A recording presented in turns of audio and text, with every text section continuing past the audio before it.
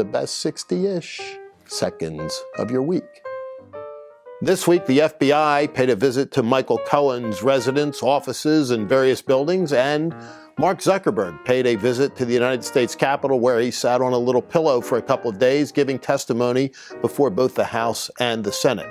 He even took it so seriously as to wear a suit, and he appeared to be the smartest technology guy in the room, explaining to a lot of folks with more gray hair than I have how it really works.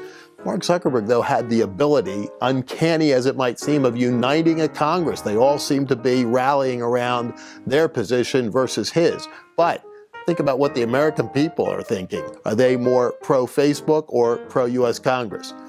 You can figure that out in your own neighborhood. Meanwhile, serious business on Capitol Hill, where Paul Ryan announced that he is not going to seek re-election to the House of Representatives and thus will give up the speakership. Paul Ryan never really wanted that job. That's important to remember. It's the toughest job in Washington, D.C. Being Speaker of the House always is, but particularly now, trying to get eagles to fly in formation, we'll put it charitably, and keep a conference or caucus together that is disparate in so many ways. Somebody's almost always off the reservation, and yet Paul Ryan succeeded in doing that. And so while some in the base, particularly some of the more ardent Trump supporters, didn't like Paul Ryan for a variety of different reasons, both policy and personal style, hard to imagine how you really don't like a guy that's come out of the Ronald Reagan, Jack Kemp model. But nevertheless, they didn't like Paul Ryan's style and some of his policies.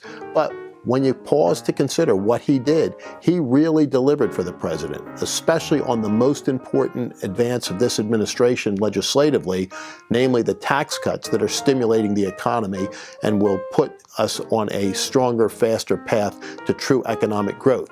Ryan came through. And for those that don't like him, think about the fact that they were complaining about John Boehner before him. And what possibly could come next? Are they truly going to be happy with the next speaker? It's a tough job, so let's watch how all that works out. One thing you know, though, oftentimes when you hear folks leaving Congress for family reasons, you know there's a little bit more to it. But in Paul Ryan's case, there's a lot of plausibility to the fact that he really cares about his family and is going back to them. He has young kids. He never really wanted this job, and so he leaves at a good point for him and potentially a tough point for his party, because folks are still talking about whether or not there's going to be a blue wave in 2018, 32 being the ordinary number of pickups in the midterm election immediately following the election of a president and occupying the White House when the party in power loses seats in the United States Congress. Will that actually happen? We'll have to look and see, but this much is pretty certain. The Democrats have their own problems as well. If Paul Ryan isn't going to be the speaker and the Democrats take the House, will Nancy Pelosi again become speaker? That's a gigantic question, because an awful lot of Democrats, and an increasing number, are disillusioned with her, both in terms of her style and in terms of her politics. There's an awful lot of discussion about this being the year of the woman, and a record number of female candidates are running for Congress. But whether come January next, Nancy Pelosi will be one of them, it's a big question that only my Democratic friends are going to be able to answer. And so for now, that is the best 60-ish seconds of your week.